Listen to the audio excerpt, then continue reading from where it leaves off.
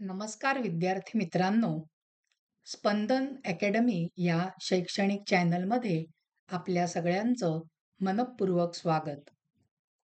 विद्यार्थी मित्रांनो, आज आपण इयत्ता 10वी संस्कृत युग्ममाला या पद्यपाठाचा जो भाषाभ्यास आहे तो समजावून घेणार आहोत.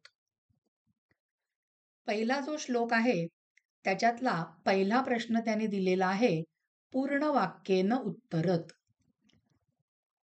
कनक परीक्षा कथम भवती, म्हणजे सोन्याची परीक्षा कशाने होते.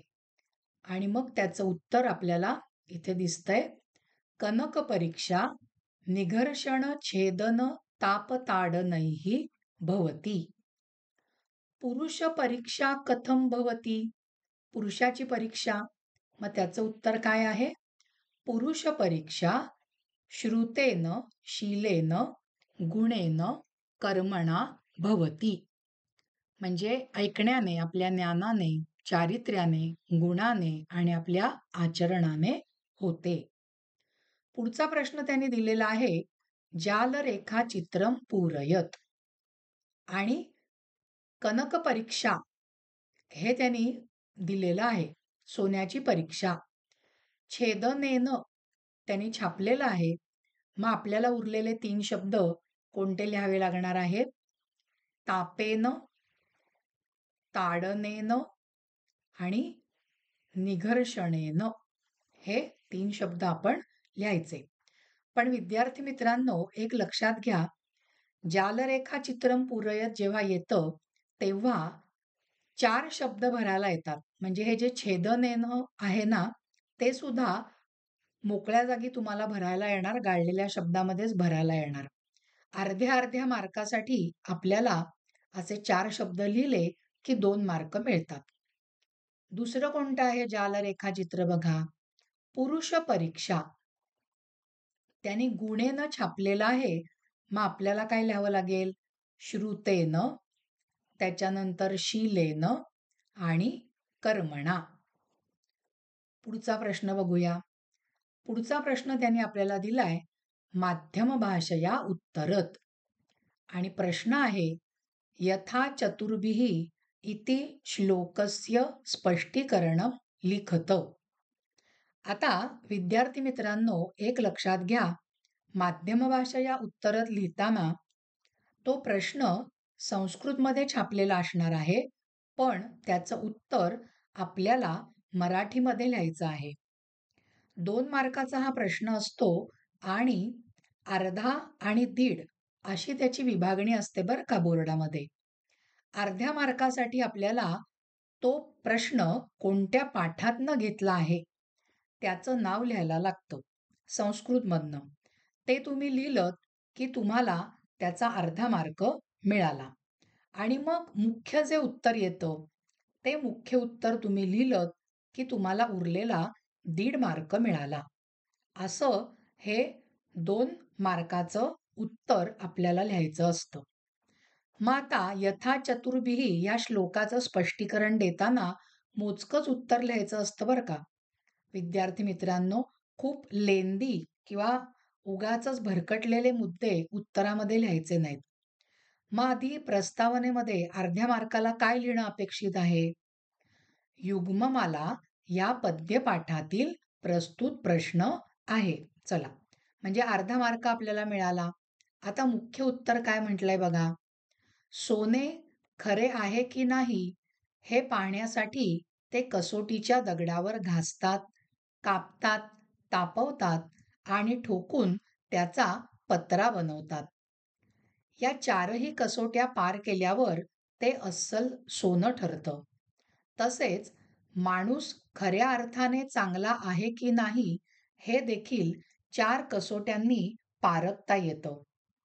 त्याचं शिक्षण व ज्ञान, चारित्र्य, सद्गुण आणि त्याचे कर्म या गोष्टींनी त्याची जी योग्यता आहे ती योग्यता आपल्याला ठरवता येते.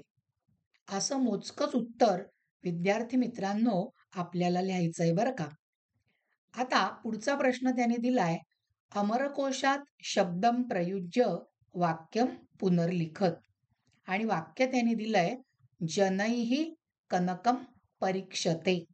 म्हणजे कनकम या शब्दाच्या ऐवजी आपल्याला अमरकोशामध्ये जो शब्द दिलेला आहे त्याच्यातला एखादा शब्द लिहायचा आहे. आणि तो आपण इथे कोणता लिहिलेला आहे बघा, सुवर्णम. मग पूर्ण वाक्यामध्ये उत्तर कसं येईल? जनैः सुवर्णम परीक्षते. आता श्लोक क्रमांक 2. पूर्ण वाक्येन उत्तरत. अल्पदीः कुत्र श्लाघ्यः भवति. ज्याला थोडीशीच बुद्धी आहे तो कुठे स्तुतीला पात्र ठरतो? मग उत्तर लिहायचं आपण, यत्र विद्वज्जनः न अस्ति तत्र अल्पदीः श्लाघ्यः भवति.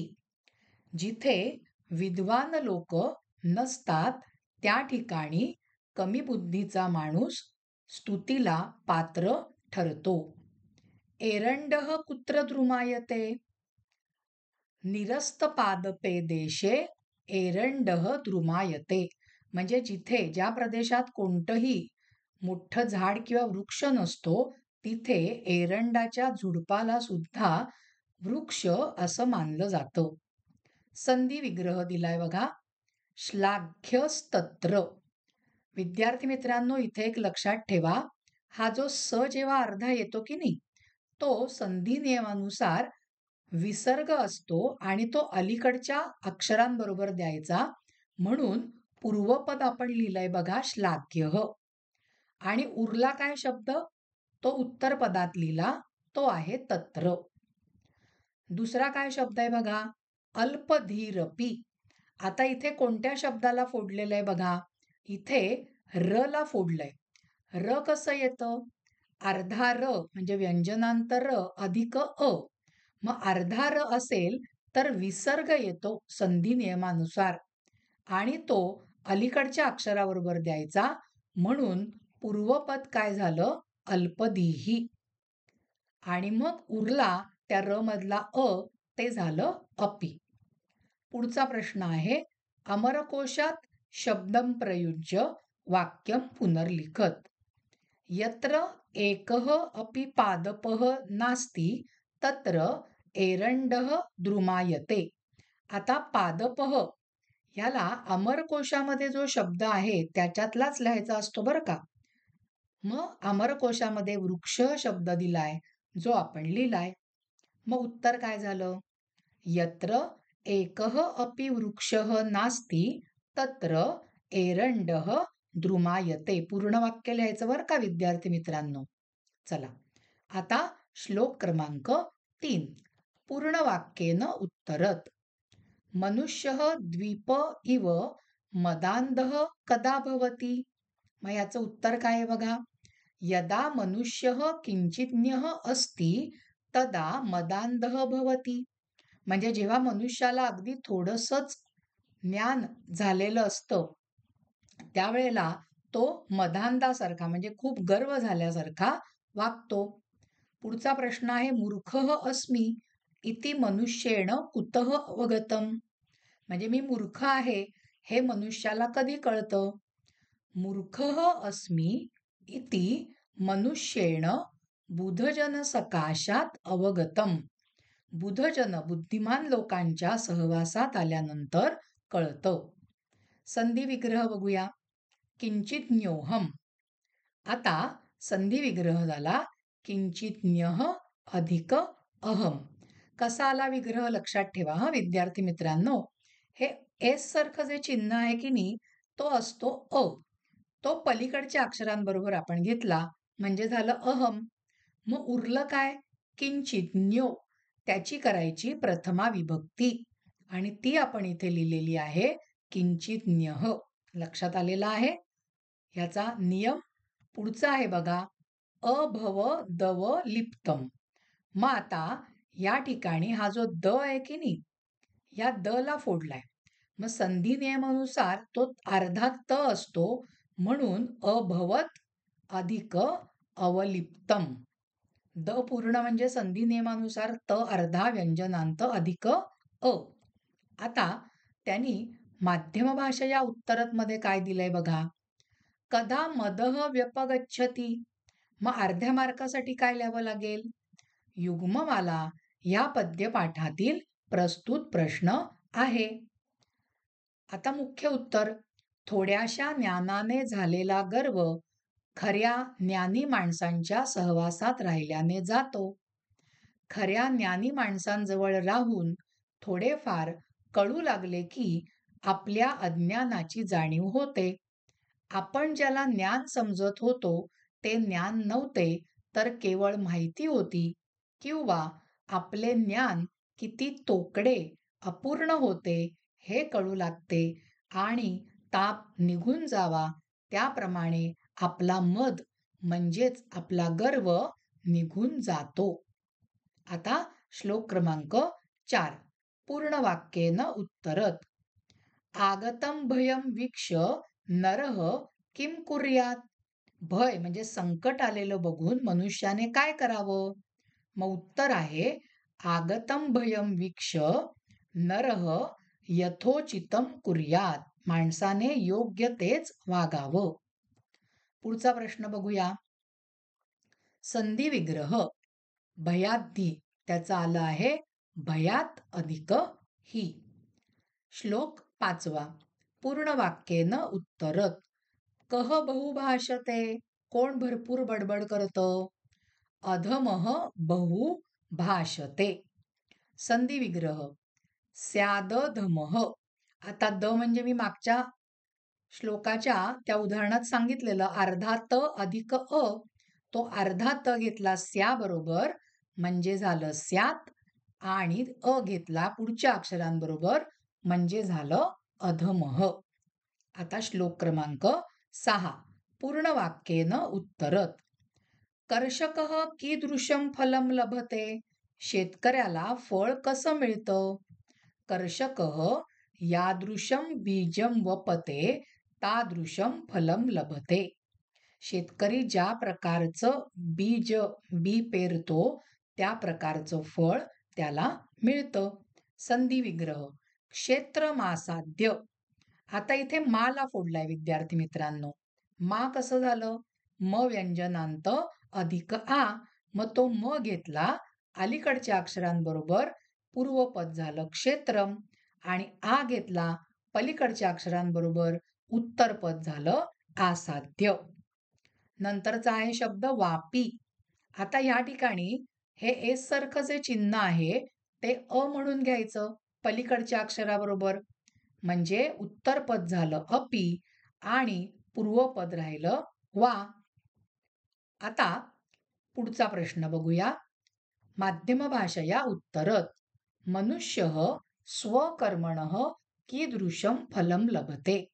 मग उत्तर लिहिताना प्रस्तावना अर्ध्या मार्कासाठी युग्ममाला या पद्यपाठातील प्रस्तुत प्रश्न आहे.